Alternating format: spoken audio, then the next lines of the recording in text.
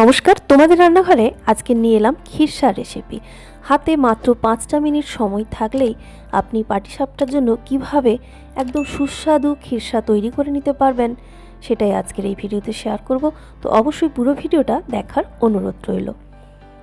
এর জন্য আমি একটা কড়াইতে মাত্র 250 থেকে 300 ml গরুর দুধ নিয়ে নিয়েছি। একদম কম উপকরণে সুস্বাদু খিরসাটা কিন্তু তৈরি করে দেখাবো। এবার এর সঙ্গে মেশাচ্ছি আমি বেশ কিছুটা দেখুন দুধের সর। প্রায় 1 লিটার মতো দুধের থেকে 4 দিন মতো সরটা আমি তুলে রেখেছিলাম। তো এই সর যদি না থাকে কোনো চিন্তা নেই, আপনি এই দুধের সঙ্গে 4 থেকে 5 টেবিল চামচ গুঁড়ো দুধ সঙ্গে 1 চা চামচ মতো ঘি মিশিয়ে নেবেন। ঠিক যেভাবে আমি মিশিয়ে নিচ্ছি সেইভাবে মিশিয়ে নেবেন। এবার ভালো করে মেশানো হয়ে গেলে এটা ফুটে ওঠা পর্যন্ত অপেক্ষা করব। তো দুধটা যখন দেখবেন যে ফুটতে শুরু করছে সেই সময় এর সঙ্গে আমি অ্যাড করে দেব স্লাইস ব্রেড। তো স্লাইস ব্রেড এখানে লাগবে 2 থেকে 3 পিস। প্রথমে দুটো দেবেন, তারপর যদি মনে হয় আরেক পিস অ্যাড করে দেবেন। তো ছোট্ট ছোট্ট টুকরো করে আমি এই ব্রেডটাকে এখানে দিয়ে দিচ্ছি। ব্রেড দিয়ে তৈরি হলেও এই খিরসার স্বাদ কিন্তু কোনো অংশে কম নয়। একটাবার ট্রাই করলেই বুঝতে পারবেন।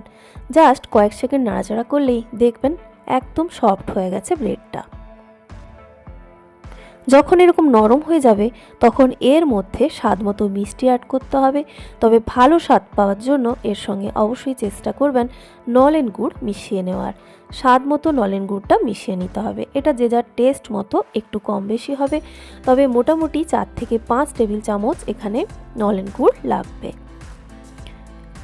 নলেন গুড়টা দিয়েই ভালো করে মিশিয়ে নিতে হবে। এবারে একটু টেস্ট করে মাঝখানে দেখে নেবেন যে মিষ্টিটা কম বেশি হচ্ছে কি না, তাহলে নিজের স্বাদ মতো কিন্তু আরও কিছুটা এখানে গুড় অ্যাড করে দেবেন, বা আপনি যদি মনে করেন চিনি অ্যাড করবেন সেটাও করতে পারেন। মিষ্টিটা একেবারে নিজের স্বাদ অনুযায়ী। আর নলেন গুড় দিয়ে দেওয়ার কারণে এখানে কোনো রকম এলাচ গুঁড়ো ব্যবহারের কোনো প্রয়োজন নেই। নলেন গুড়ের নিজস্ব একটা টেস্ট রয়েছে।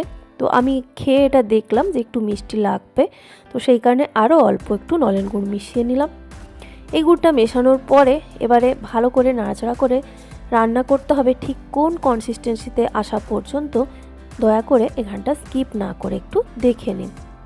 বেশ কিছুটা ঘন হয়ে যাবে এবং কড়াই থেকে টেনে যখন ব্যাটারটাকে একটা দিক থেকে আরেকটা দিকে নিয়ে আসবেন, দেখবেন যে কড়ার নিচে একদম যেটা কড়াইয়ের যে কালারটা সেটা কিন্তু আপনি দেখতে পাবেন।